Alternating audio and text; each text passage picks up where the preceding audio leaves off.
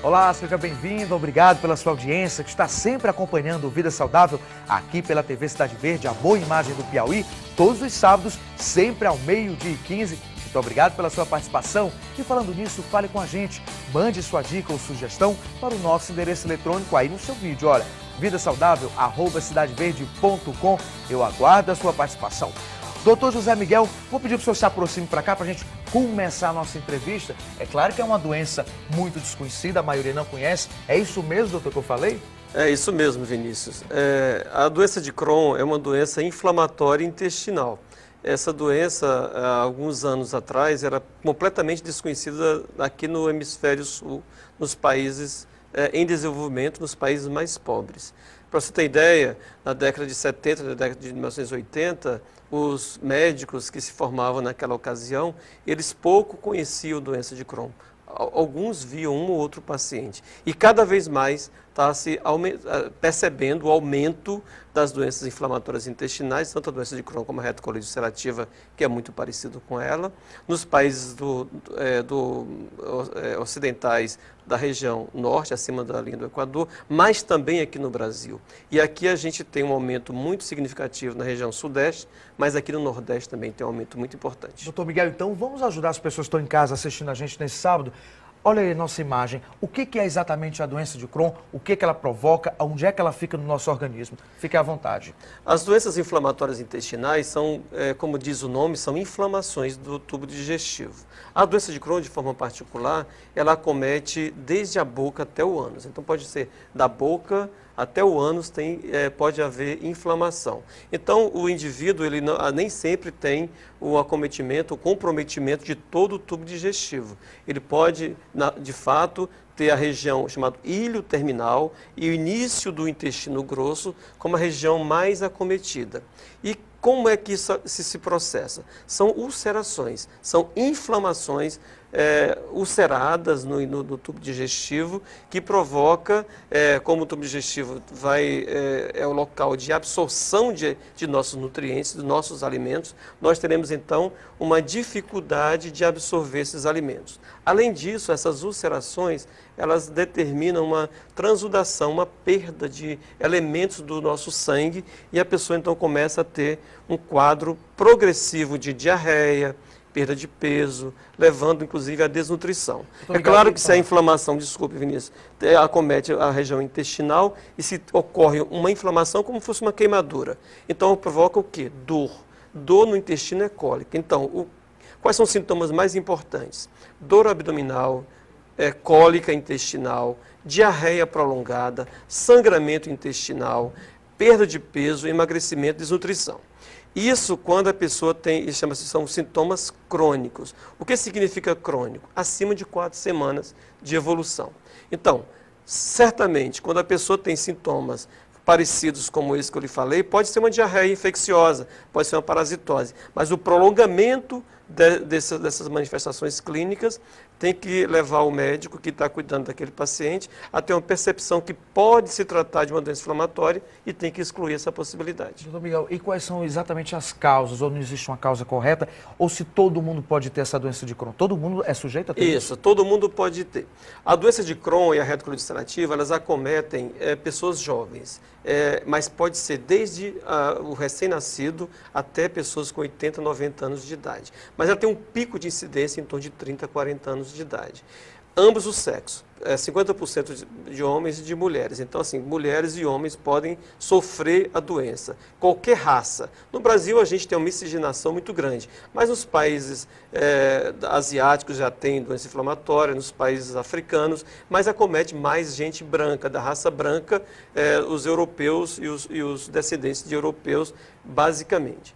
Então, assim, mas acomete qualquer faixa etária, mais frequentemente pessoas jovens, entre 30 e 40 anos de idade, qualquer raça, mas a branca é onde acomete mais frequentemente, mas não tem uma causa conhecida. E esse é o grande problema. Então a gente diz que a doença inflamatória intestinal, tanto a retocolite como a doença de Crohn, pertence ao grupo de doenças autoimunes. São pessoas que têm uma predisposição genética que, de acordo com fatores ambientais e a tua resposta inflamatória, vai levar ou não ao aparecimento dessas inflamações. Ok, então, olha gente, como o doutor acabou de falar, dores abdominais e diarreia podem ser indicativos de doenças graves no intestino. É o caso da doença de Crohn que ele acabou de explicar aqui mais. Complicações que muitas vezes são mascaradas, não é, doutor? Principalmente pela automedicação. Vamos ver no VT.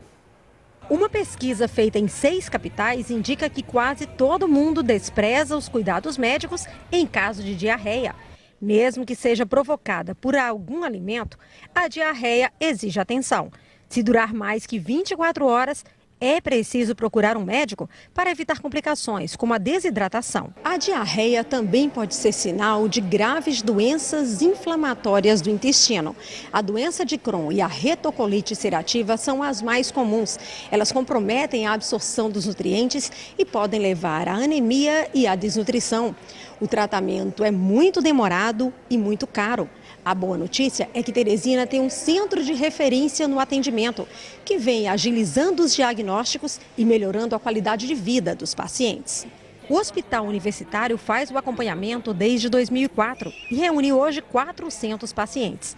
A doença de Crohn e a retocolite atingem todo o aparelho digestivo. Dona Antônia sofreu 5 anos antes de descobrir o que estava acontecendo. Cheguei a pesar 36 quilos.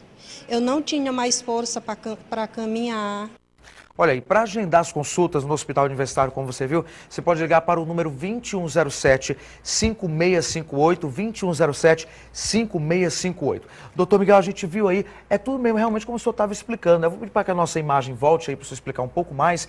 O senhor viu o caso dessa senhora, né? São os sintomas que ela confundia, né? E é o que acontece com a maioria. Por que se confunde tanto? Porque o mais frequente, o mais prevalente das doenças intestinais, de fato, não são as doenças inflamatórias. São as verminoses, são as parasitoses, são as enteroinfecções. Então, essas doenças têm uma limitação no tempo, são chamadas doenças agudas em geral. Mas é claro que as verminoses, que também acometem a mesma região de acometimento da doença de Crohn, ele pode ter sintomas muito parecidos. Portanto, os sintomas que persistem por um tempo maior do que o habitual, a gente tem que fazer essa chamado diagnóstico diferencial e tentar explicar outras situações clínicas, como a doença de Crohn. As parasitoses causam diarreia prolongada às vezes com sangramento digestivo também, e às vezes com desnutrição, como o caso da estrongiloidíase, que acomete também o jejum e o ilho, da mesma forma que a doença de Crohn. A doença de Crohn, de forma diferente dessas parasitoses, elas têm um curso clínico mais arrastado. E o diagnóstico não é imediato. Então, o reconhecimento clínico da doença de Crohn tem que ter um conhecimento maior médico. Portanto, a pessoa tem que entender que diarreia prolongada pode ser causa de câncer numa pessoa idosa, por exemplo. Uma pessoa que tem mais de 50 anos de idade, que tem diarreia sanguinolenta, pode ter um câncer coloretal. A diarreia prolongada pode ser também uma verminose, mas a doença de Crohn causa febre, dor abdominal, diarreia, os leucócitos se elevam muito no sangue, alguns testes laboratoriais inflamatórios, como PCR e VHS, estão elevados, e nós temos alguns exames de laboratório endoscópicos e radiológicos, como a tomografia, a ressonância magnética, que engloba muito bem todo o tubo digestivo, principalmente um exame chamado enterografia, que esses exames atualmente são totalmente disponibilizados pelo SUS. Nós temos juntando todos esses elementos, fazemos o diagnóstico das doenças inflamatórias com muita mais clareza hoje em dia. Mas não existe um teste exato. Esse teste é específico para a doença de Crohn.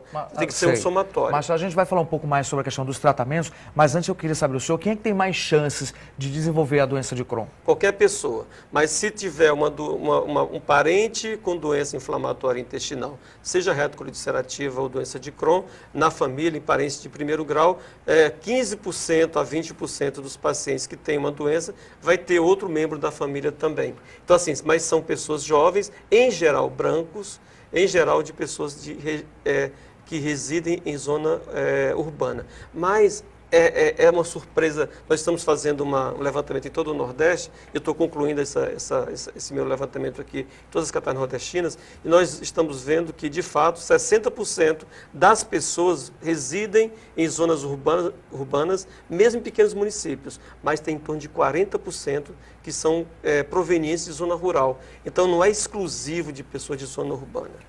Ok? Então, doutor Miguel, o senhor pode sentar-se um pouquinho, que eu tenho só um recadinho para quem está em casa agora assistindo Vida Saudável. Olha,